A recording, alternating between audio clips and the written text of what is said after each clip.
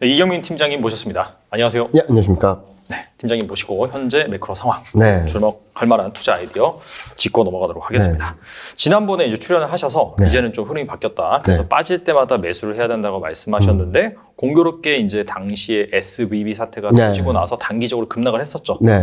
근데 사실상 지금 와서는 거의 다 회복을 하고 그 이전보다 훨씬 더 많이 올랐단 말이죠. 네. 그래서 결과적으로 하신 말씀이 맞아 들어가긴 했는데 그렇다면 현 상황에서 이 금융 리스크는 완전히 끝났다라고 볼 수 있을지 궁금하거든요. 완전히 끝났다라기보다는 좀 급한 물은 껐고 수면 아래로 좀 가라앉고 있는 것이 아닌가라는 생각을 하고 있어요. 일단 실리콘밸리뱅크 사태의 원인은 조금 좀 달랐던 거죠. 2008년 금융위기랑 좀 다르게 개별 은행에 대한 문제였던 것, 그리고 취약 은행에 대한 문제, 그리고 단기 부채를 조달하는 것들에 있어서 좀 미스매칭이 있었던 것들, 그리고 미현실 손실이 되게 컸던 것들, 그런 것들이 있다 보니까 시스템 리스크로 이어지기는 어려웠던 상황이었던 것 같고요. 그리고 많은 분들이 금융위기랑 비교를 많이 하셨는데 전혀 달랐거든요.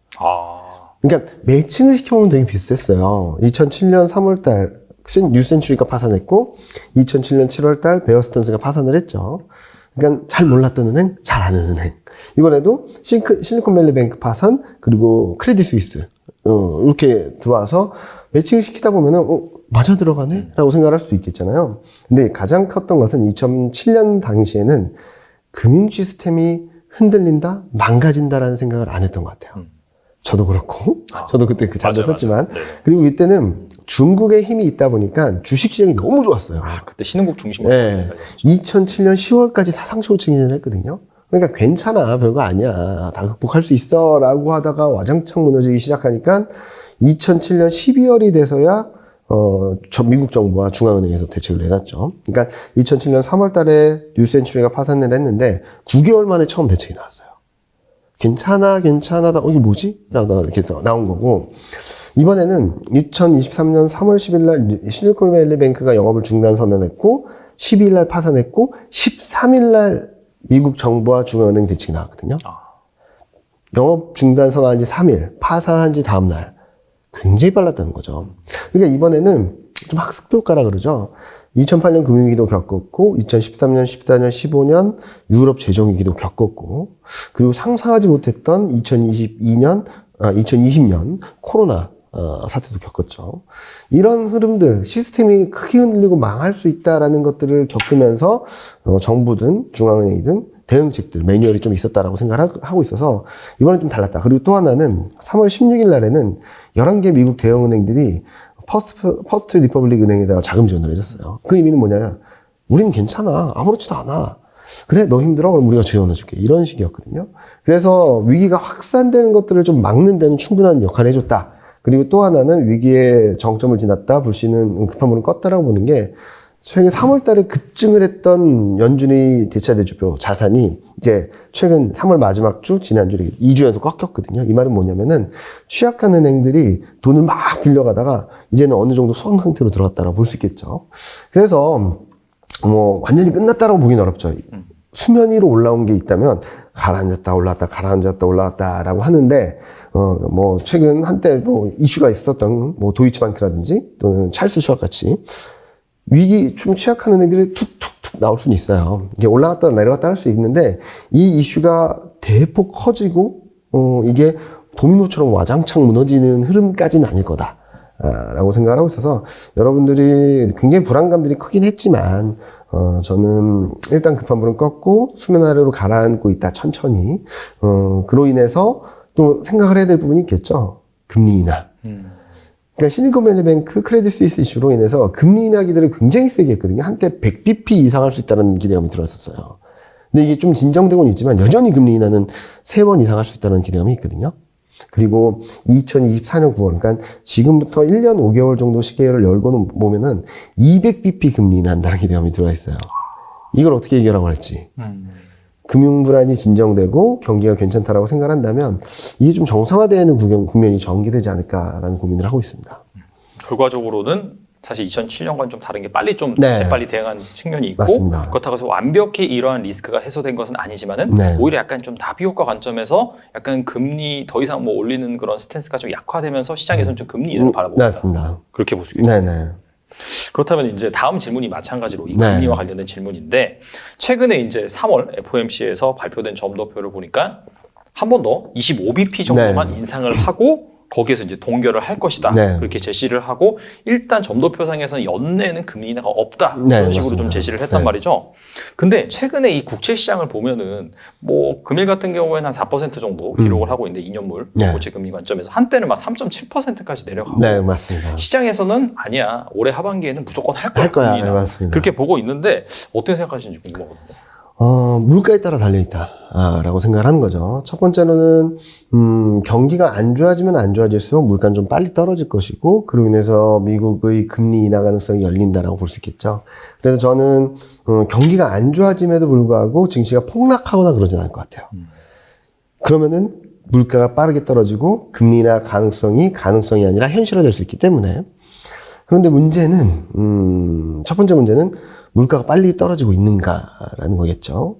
요 그림 밑에 그림 보시면 이제 CPI 12일 날 발표된 CPI인데 헤드라인 CPI라 그래서 원자재, 유가 다 반영된 CPI 떨어져요. 작년 3월 달 유가 평균이 한 98달러 정도 되거든요. 그럼 지금 80달러라 하더라도 떨어지겠죠. 전년 대비 변화를 보면. 근데 문제는 원자재 가격과 유가를 빼면 코어 CPI는 올라가요. 연준이 보는 건 코어 물가거든요. 네. 서비스 물가. 네네. 이게 올라간다는 의미는 물가가 제대로 안 잡히고 있다는 의미겠죠. 그래서 단기적으로는 연준의 스탠스를 봐야 되는데 또 아이러니하게도 12일 날 CPI가 나오는데 13일 날 FOMC 의사록이 나와요. 아 그러네요. 네. 중요한 순간이네요. 네. 근데 말씀하셨던 것처럼 의사록을 통해서 뭐 점도표로 한 번 정도 상향 조정한다라는 시그널을 보여주긴 했지만 조금은 매파적인 성향이 녹아들어 있거든요. 연준의 점도표를 좀 천천히 뜯어보면요. 23년 점도표 평균치가 중간값이 5.1이 유지된 건 맞아요. 근데 상단이 12월 달에는 5.5에서 5.75 했는데 한 단계 올라가서 5.75에서 6으로 올라갔고요. 그리고 5.5% 이상을 전망하는 연준위원도 원래 2명이었던 게 4명으로 늘었거든요. 그러니까 전반적으로 점도표 분포 자체가 좀 올라갔어요. 자, 그런데 여기서 물가가 안 떨어진다라는 시그널이 나오면은 바뀔 수도 있지 않을까. 점도표에서 지금 5.1을 유지하고 있는 사람들이 조금만 상향 조정되면 평균값이 올라갈 거거든요. 그리고 또 하나는 24년 점도표는 전반적으로 다 올라갔습니다. 그래서 평균 중간값 또한 4.1에서 4.3으로 올라갔죠. 자, 그러면 FOMC 의사록이 나올 때 시장이 기대하는 것처럼 비둘기파적인 말을 해줄까라는 거고. 근데 이런 연준의 스탠스도 중요하겠지만 더 중요한 것은 시장이 기대해요. 연준은 금리 인하 없다라고는 하고 있지만 할 수도 있겠죠. 근데 시장이 기대하는 건 어느 정도 수준이냐면 5월 달에 금리 인상 한번 하고 6월 달에 금리 동결, 7월 달에 금리 인하, 11월 달에 금리 인하, 12월, 1월, 3월, 5월까지 금리 인하를 계속한다라는 전망을 하고 있어요. 기대를 하고 있는 거죠. 가능할까? 너무 과한 거 아닌가? 저는 그게 되돌리는 과정이 4월 중순, 4월 하순 정도까지 이어질 수 있다고 생각하는 거죠. 경제표가 좋게 나온다 하면은 이 금리 인하 기대가 후퇴할 것이고, 경제표가 잘 나온다라고 하더라도 뭐 시장이 좀 불안정한 흐름이 나타날 수 있다고 보고 있는데, 자, 그럼 또 하나 질문할 수 있는 게, 자, 그러면은 시장이 기대하는 것처럼 연준의 스탠스가 바뀔 수도 있는 거 아니냐? 그럼 뭐가 필요할까요? 엄청나게 경기가 안 좋든지 진짜로 금융 불안이 충격적으로 들어와야 되겠죠. 지금 금리 인하에 대해서 시장이 좋아 하는 이유는 금융시장 불안도 진정되고 경기도 괜찮다라는 기대가 있기 때문이죠.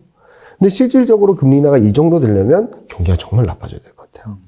그러니까 중간 과정을 제외하고 좀 엇갈려 있는 기대감들이 복합적으로 들어와 있다 보니까 금리 인하 기대를 긍정적으로 해석할 수 있겠는데, 실질적인 금리 인하가 되려면은 그 전에 선행돼야 될 게 금융 불안 또는 경기 충격이다 보니까 그런 것들을 좀 교통 정리하는 시간들이 4월 중하순 좀 길어진다면 5월 초중도까지 등락을 야기하지 않을까라는 예상을 하고 있습니다. 사실 인플레가 잡히든 뭐 경기가 안 좋아지든 사실 두 개 똑같은 말이긴 하죠. 네.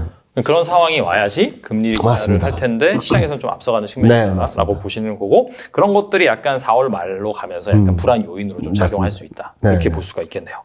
네. 그리고 이제 인플레이션 얘기 나왔으니까 사실 또 이런 얘기도 있더라고요. 상반기까지는 약간 기저효과로 왜냐하면 네, 작년 맞습니다. 상반기가 막 무슨 9%막 그렇게 오긴 맞습니다. 했으니까 너무 많이 올랐죠. 기저효과로 좀 낮아질 수 있지만은 하반기부터 우리가 작년에 네. 인플레이션이 둔화됐기 때문에 생각보다는 그때는 인플레이션 상승률이 좀 낮았기 때문에 또다시 기저효과가 작용을 하면서 생각보다 덜 떨어질 수 있다. 그런 얘기도 좀 나오긴 하더라고요. 네, 전 하반기 때는 이제 서비스 경기가 좀 안 좋아지고 미국 경기가 저희가 원래 예상했던 미국 경기가 안 좋아지는 시점이 저희는 2023년 1분기, 2분기 정도로 봤었거든요. 근데 이게 지연된 거예요. 경기가 이렇게 훅 떨어질 줄 알았는데 이게 천천히 떨어져서 경기가 악화되는 시점이 2023년 3분기, 4분기 정도로 보고 있거든요. 자, 그러면은 경기가 안 좋아짐에 따라서 서비스업 경기까지 꺾임에 따라서 서비스 물가가 떨어지겠죠, 그때는. 그리고 또 하나는 주택 물가. 주택 물가는, 그러니까 주택 가격 상승률은 지금 1년 넘게 떨어지고 있는데 시차가 있다 보니까 주택 물가는 안 떨어지고 있거든요, 아직까지.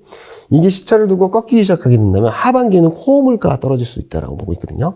그리고 또 하나는 원자재 가격이 제가 계산해 보니까 $80 이상, 유가가 $80 이상을 넘어서 $90, $100 가지 않으면 올해 내내 전년 대비 변화율은 많이 떨어졌을 때 마이너스 30%, 그게 2분기, 3분기 중이고요.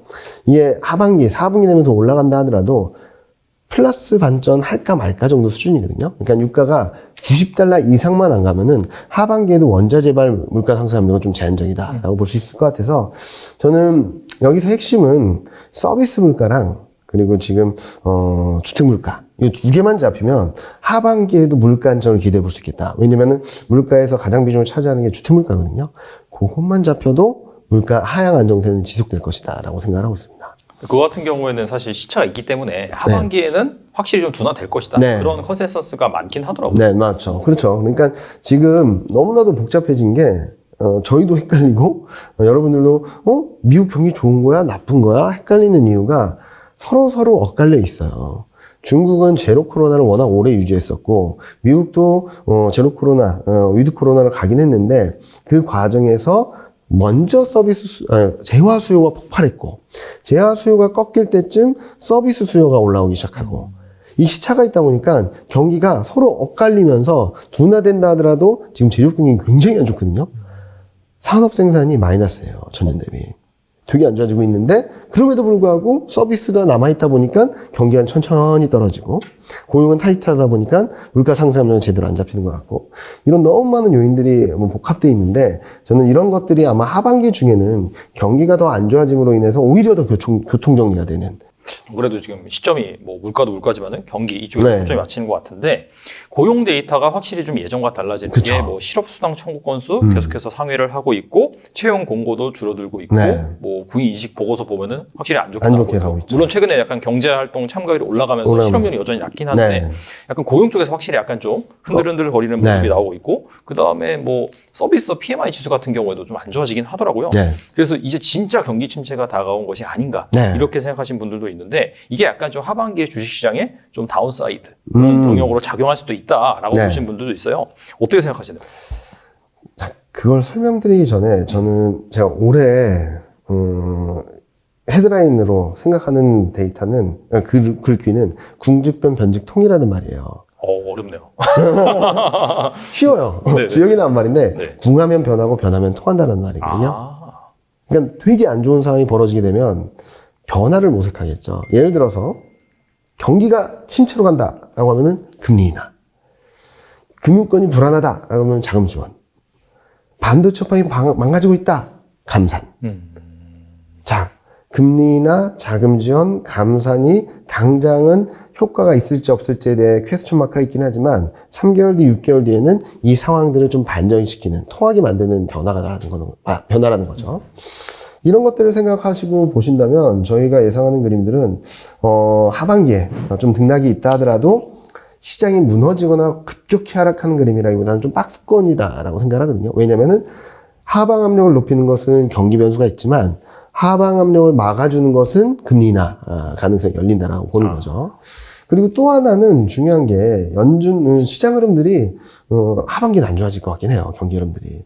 그리고 더 안 좋아질 가능성도 열렸다라고 볼 수 있겠죠. 실리콘밸리뱅크라든지 크레딧 스위스 은행권의 불안이 있으면 아직까지 중소은행이긴 하지만, 그래서 저는 이번에 시스템 리스크로 가지는 않는다고 보이지만, 중소은행, 그리고 뭐 특수은행들에 있어서는 대출 태도가 달라지겠죠. 그러면 중견기업, 취약기업, 뭐 중산층 이하들의 소득이라든지, 소비 패턴이라든지 대출에 대한 문제들이 생길 수 있겠죠. 그래서 저는 지금 시장이 기대하는 것은 올해 미국 GDP 성장률은 1이고요. 0.5, 영국 마이너스 0.4, 뭐 거의 0%에도 왔다 갔다 하고 있어요. 근데 저는 하반기에는 역성장 나온다라고 생각을 하거든요. 근데 지금 본다 하더라도 컨센서스에도 조금씩 녹아들고 있거든요. 1분기, 2분기는 1.7, 미국 GDP 성장률이요. 3분기는 0.8, 4분기 0.2, 내년 1분기는 0.1. 그러니까 여기서 좀만 삐끗해도 역성장으로 갈 수밖에 없다라고 보고 있는데, 여기서 중요한 거는 연준의 스탠스가 물가만 2%대로 가게 되면 금리 인하 해주겠다라는 거거든요. 요 그림을 한번 보시면 좋을 것 같은데, 요 그림이 뭐냐면 아까 보여드렸던 점도표긴 한데, 아까 말씀드렸던 거는 점도표가 전반적으로 상향 조정되었다는 말씀을 드리긴 했지만, 지금 보여지는 그림은 미국 GDP 성장률 전망은 0.4, 1.2, 1.9입니다. 미국 연준 전망은 0.4는 하반기 역성장을 염두에 두고 있다는 얘기 같아요. 왜냐면은 아까 보여드렸던 컨센서스가 1분기, 2분기가 1.7이에요. 연간으로 0.4가 나오려면 하반기에는 마이너스가 불가피하다라고 볼 수 있겠죠. 그래서 사람들이 금리 인하 기대를 하는 것 같아요. 근데 연준은 전에 파월 연준장이 말했던 것 중에 하나가 스태그플레이션이 오면 기자가 질문한 거죠. 스태그플레이션이 오면은 뭘 어떻게 하시겠습니까? 일단 물가 잡는다. 그래야지 다음 사이클을 경기 부양 쪽으로 선회할 수 있지, 물가 안 잡고 경기 부양하다 보면 물가 때문에 더 고통스러울 수 있다는 얘기를 했거든요. 그래서 물가를 잡겠다는 의지를 계속적으로 피력하고 있는 거죠. 근데 물가만 잡히면 경기가 올라가더라도 금리는 떨어뜨려 주겠다. 어떤 측면에서 본다면 기준금리 정상화, 또 다른 측면에서 기준금리 정상화, 2.5 중립금리로 가기 위한 사이클로 갈 수 있기 때문에 저는 금리 인하 가능성이 열리게 되면서 금리 인하 사이클로 진입하면서 경기 침체가 있다 하더라도 경기를 좀 받쳐주는, 증시를 받쳐주는, 금융시장을 받쳐주는 힘이 남아있다라고 생각을 해서 증시가 폭락하는 그림이라기보다는 좀 박스권 등락? 그 이후에 미국 경기가 턴어라운드 하는지 여부에 따라서 24년 추세는 좀 위쪽으로 바라볼 수 있지 않을까라는 예상을 하고 있습니다. 어차피 약간 그 시각을 어떻게 보느냐. 그렇죠. 그렇죠. 경기가 나빠진 거를 부정적으로 볼 수도 있고, 그렇죠. 대신에 경기가 나빠지니까 연준에서는 약간 좀 완화적인 네. 스탠스를 취할 수 있고, 물가도 잡히니까 이런 것들을 긍정적으로 볼 수도 있는데, 네. 결과적으로 그런 매크로 환경을 감안해 봤을 때 약간 긍정적으로 볼 가능성이 높다. 그렇게 이제 보시는 거죠. 저는 그렇게 보고 있는데 조금 봐야 될 것 같긴 해요. 왜냐면은 네. 저희 매크로 전망하는 친구나 저희가 전망하는 부분들이 너무나도 어려운 현상이에요. 무슨 말씀을 드리냐면, 지금 현재 시점에서 너무 복잡한 요인들이 얽히고 설켜서 요 그림 하나만 보여드릴게요. 네네. 지금 경기를 보면 다 자기 맘대로예요. 아, 이게 뭔가 모든 지표가 똑같은 방향을 가리키는 게 같은 방향을 아니라 다 가르치는 따로 따로 노는 거죠. 자, 보시면은 밑에 그림이 중국하고 한국 GDP 성장률인데, 중국은 4분기 저점, 한국은 2분기 저점, 유럽은 3분기 저점, 미국인 4분기 또는 1분기 저점이 전망돼요. 지 맘대로죠. 그래서 이 안에서 미국과 유럽을 보면 시장을 굉장히 베어리시하게 볼 수밖에 없고, 중국과 한국을 보면 이제는 시장의 방향성이 위쪽이다라고 볼 수 있는 거죠. 그러니까 해석이 되게 엇갈리고 있어요. 근데 제가 생각하는 것은 지금 1분기, 2분기, 3분기까지 미국 GDP 성장률이 급격하게 마이너스로 가진 않거든요.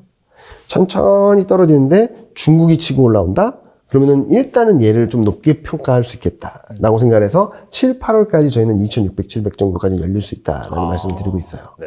그런데 그런 다음에 이제 3분기, 4분기쯤에는 진짜 미국이 마이너스로 가는지 유럽이 마이너스로 가는지에 따라서 상단이 막히고 하방 함량이 높아질 텐데, 여기 그림 보시는 것처럼 24년 1분기부터 미국 CPI 물가는 2%로 들어간다고 한다면 금리 인하 가시화가 되면서 이게 받쳐준다라는 거죠. 그래서 7, 8월까지 올라갔다가 연말까지는 좀 박스권, 그러다가 이제 24년 GDP 성장률을 보면 미국, 유럽 다 이렇게 턴어라운드 하는 모습들이거든요.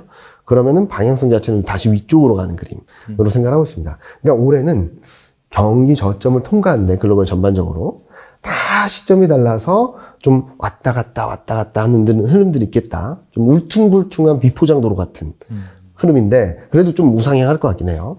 근데 이제 연말로 가고 이제 내년을 바라보게 된다면 경기 턴어라운드, 물가 안정, 금리 인하 이런 퍼즐들이 굉장히 긍정적으로 만들어져서 좀 레벨을 좀 높게 볼 수 있지 않을까라는 예상을 하고 있습니다.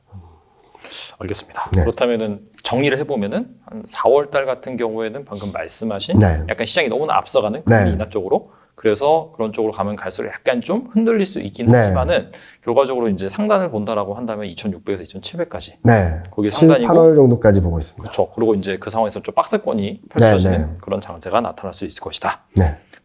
혹시 하단은 어느 정도로 보시나요? 하단이요? 솔직히 말씀드리면, 지금 이 그림을 갖고 오긴 했어요, 제가. 근데 이게 제가 지난 주말에 그린 그림이라서 2,500은 오버슈팅에도 2,550까지 갈 수 있겠다 정도로 했는데 오늘 갔잖아요. 맞아요. 네. 2,550이 상승 추세대라고 하더라도 이 상단부에 근접한 수준이거든요. 그리고 선물 지수로 보면 전고점이에요. 선물 지수 기준으로. 그래서 여기를 뚫을지 아니면은 더 올라갈지는 좀 봐야 되긴 하겠지만 저는 2,500의 상단이라고 했을 때는 2,200, 2,300을 살짝 깨는 정도로 봤는데 2,550 조금 더 열리게 된다고 한다면 전 2,400을 살짝 깨는 정도의 흐름 2,400 초반 또는 그 이하 흐름들에서 좀 바닥을 잡을 수 있지 않을까라는 생각을 하고 있어서 물론 최근 흐름들을 보면은 오버슈팅이 나온 만큼 언더슈팅이 나올 수 있겠죠. 네. 그래서 저는 2,400 초반부터는 좀 분할 매수하자. 떨어지는 대로. 그렇게 말씀을 드리고 있고. 근데 왜 여기서 레벨 다운되는 더 크게 다운되는 그림을 보여줬냐? 이거는 4월 18일 데이터를 좀 보시면 좋을 것 같아요. 4월 18일이요. 이게 중국 실물 지표가 나오는 거거든요. 네. 중국 실물 지표가 나오는데 지금까지는 소매 판매 산업 생산 고정자산 투자 M1 증가율 전부 다 올라가는 그림이에요.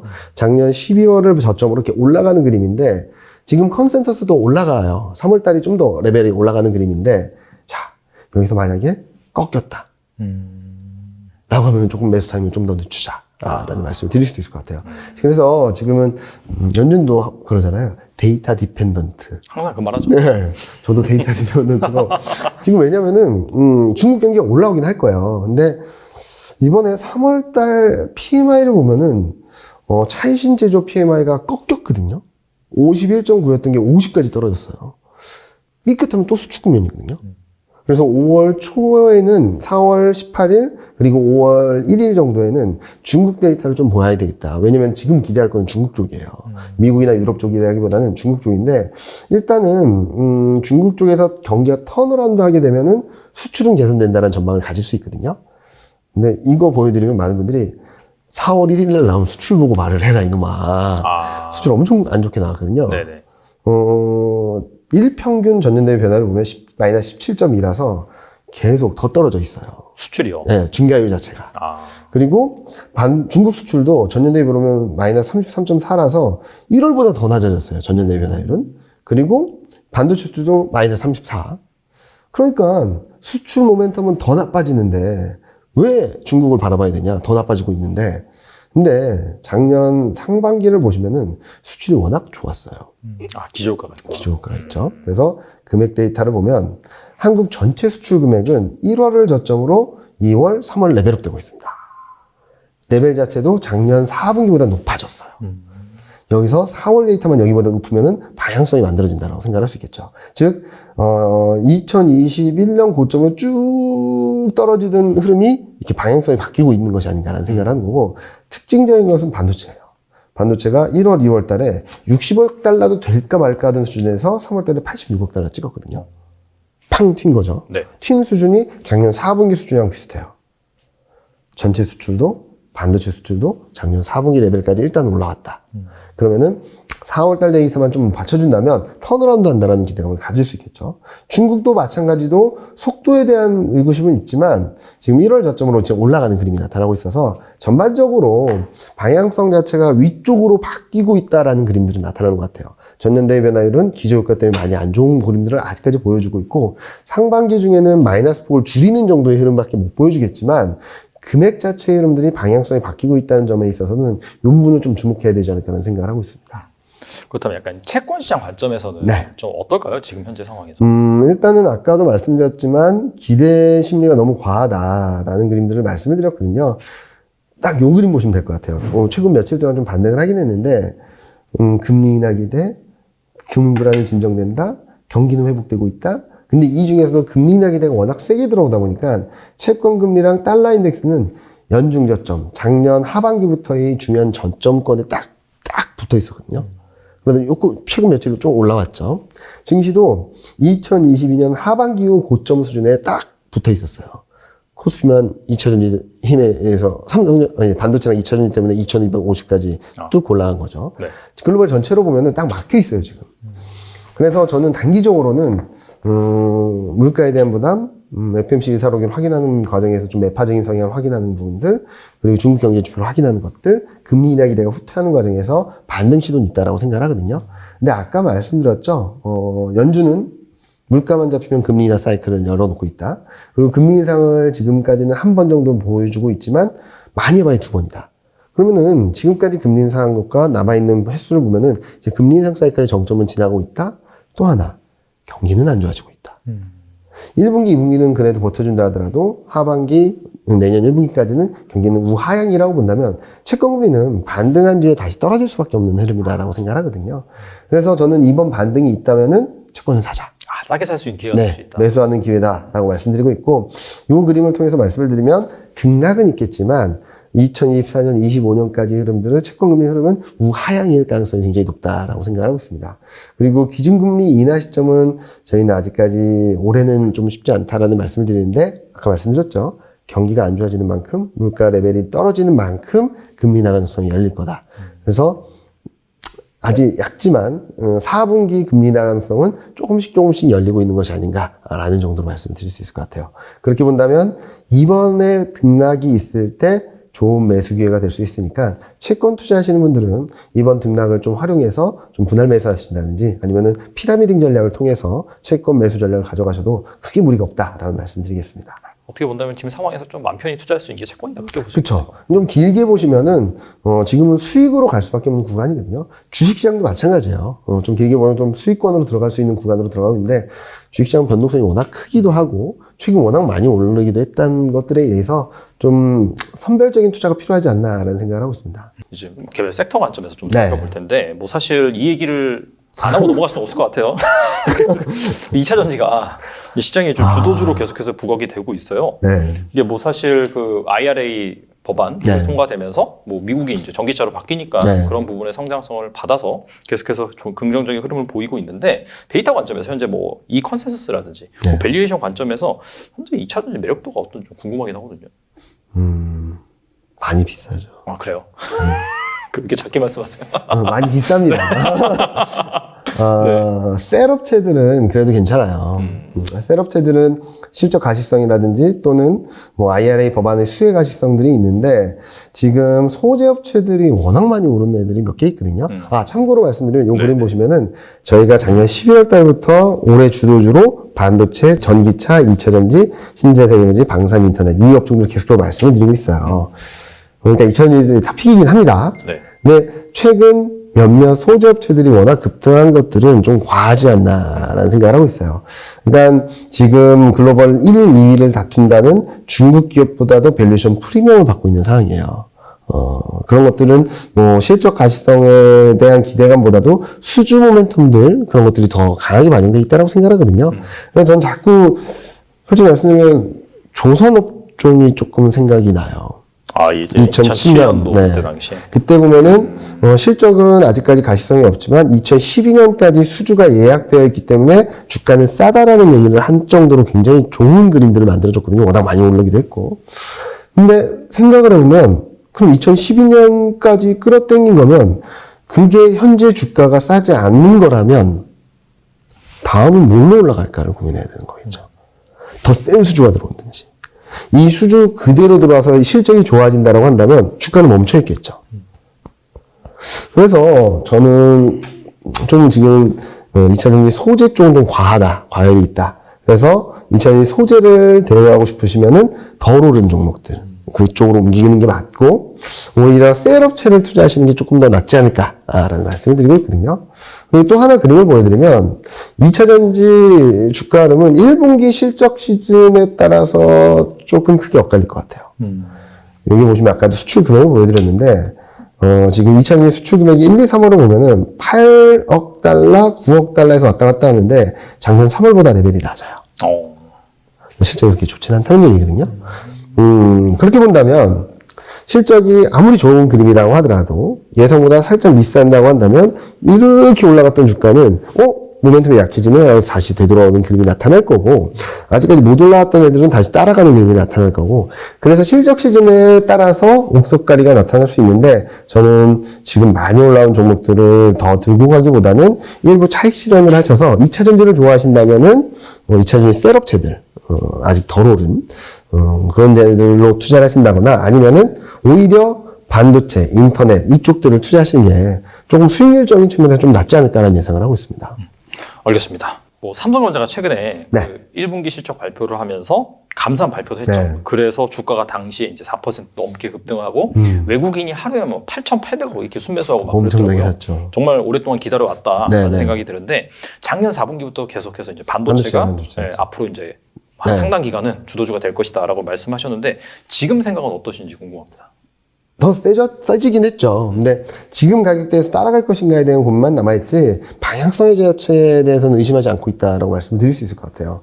왜냐면은 일단은 이 그림을 보여드리면은 저희 애널리스트 전망치 기준으로는 올해 1분기가 저점이고 하이닉스든 삼성전자든 그리고 2분기, 3분기, 4분기 이렇게 쭉 올라가는 그림이에요. 근데 컨센서스를 합쳐보면은 1분기, 2분기가 비등비등하거든요. 그래서 1분기가 저점이냐, 2분기가 저점이냐 막 논란이 있었는데 저는 지금 이 논란의 의미는 없다라고 생각합니다. 이미 2분기니까. 맞아요. 예, 지금 더 나빠진다 하더라도 바닥을 통과하는 과정이지 앞으로 더 나빠지는 그림은 아니다라고 생각하거든요. 그래서 제가 의심의 여지가 없다라고 말씀드린 이유는 이 그림만 보셔도 될 것 같아요.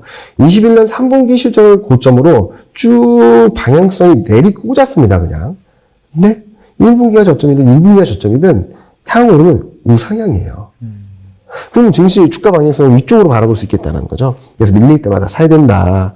그리고 제가 전에도 한번 나와서 보여드렸던 그림이긴 한데 좀 최근 흐름들을 보면은 2016년, 17년 분위기가 좀 냄새가 풍긴다. 이때 2016년에도 적자가네 아니네 뭐 그러면서 하이닉스는 감산을 했었던 거죠. 이번에는 삼성전자도 더 힘들어지니까 감산을 없어요. 2016년에 안 했거든요. 그러니까 어퍼이 얼마나 안 좋은지를 알겠죠. 그렇죠. 근데 거꾸로 생각을 해보면 아까도 궁죽변 변죽통 말씀드렸죠. 자, 감산을 너무나도 뛰어들어서 감산을 하고 있다. 그러면은 공급이 얼마나 줄어들까? 그러면은 수요와 공급 간의 격차는 더 벌어지지 않을까? 그래서 여기서도 전망치가 이렇게 쭉 올라가는 그림이 나오는 게 수요 우위가 압도적으로 될 수 있다고 본다면 자연스럽게 업황이나 반도체 가격이나 이런 것들은 턴할 거거든요. 근데 오히려 감산이 커지면 커진 만큼 턴하는 강도나 속도는 좀 빨라지겠죠. 그래서 저희 애널리스트는 이익 전망을 1분기, 2분기는 조금 하향 조정했어요. 가이던스가 발표되기 전보다. 근데 3분기는 더 올렸거든요. 이게 조금 더 나빠질 수 있어도 턴어라운드 하는 강도는 좀 세질 수 있다고 보고 있어서 지금은, 반도체, 선도주로서의 역할, 등락은 있을 거예요. 왜냐면은, 최근, 아직까지 워낙 2000주 쪽에 수급이 쏠려 있다 보니까, 코스닥 1, 2위 하는 종목들, 거래대금이 4조, 5조 하거든요, 하루에. 어마어마하네요. 진짜. 어마어마하죠. 거의 전체랑 거의 비교등이 하죠. 그러니까 거기에 완전히 쏠려 있는 상황이라서, 한쪽으로 쏠리게 되면은 나머지 한쪽에 일시적인 관심이 있다 하더라도 좀 물러서 하기도 하거든요.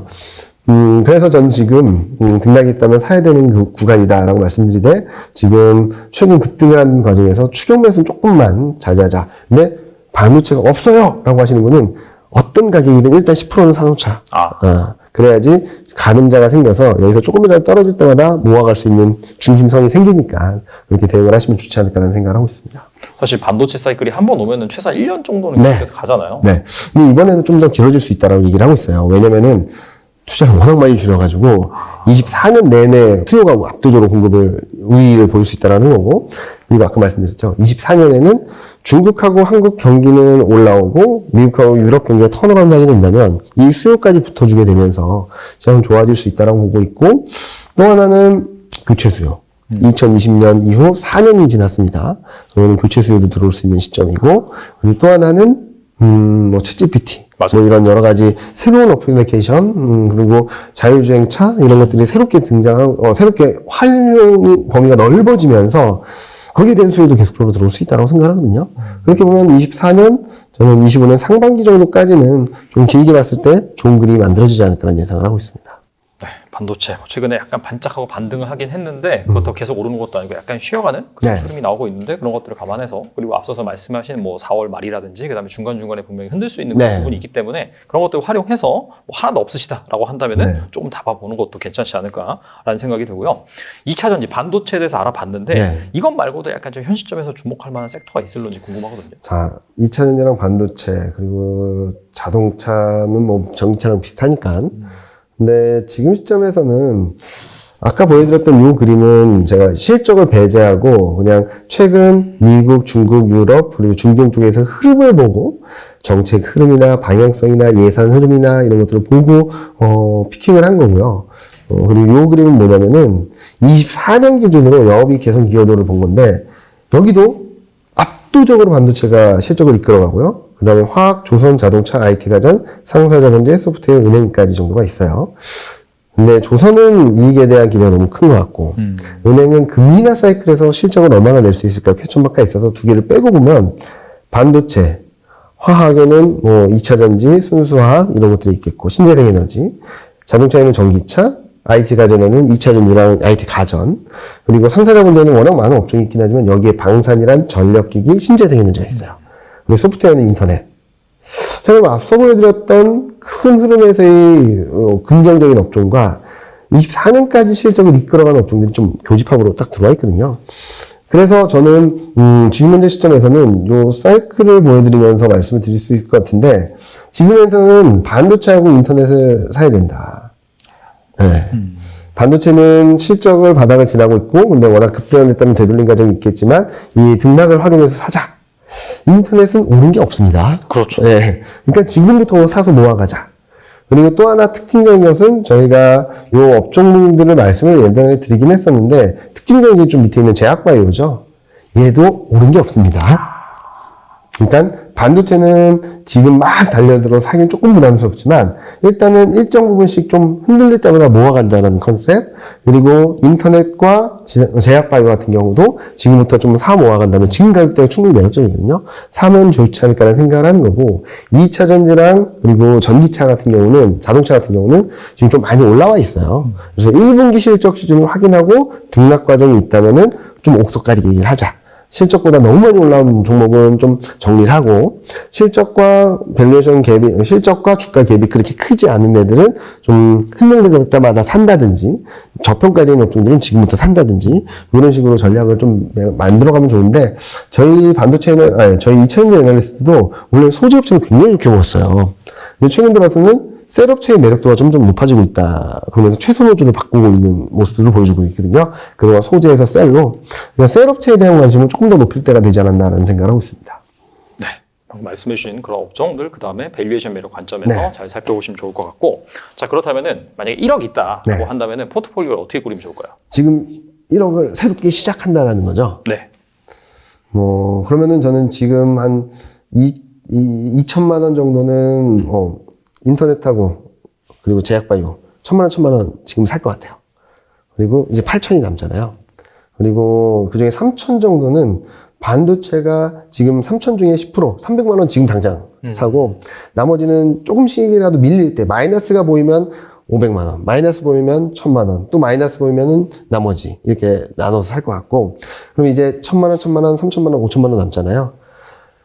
그거는 거기서 한 1,000만 원 정도는 채권, 좀 나눠서 살 것 같아요. 장기채. 네. 살 것 같고, 이제 4천만 원이 남는데, 그거는 2차전지 셀업체를 1분기 실적 수준 지나고, 셀업체하고 자동차를 2천만 원씩 좀 나눠서 사지 않을까.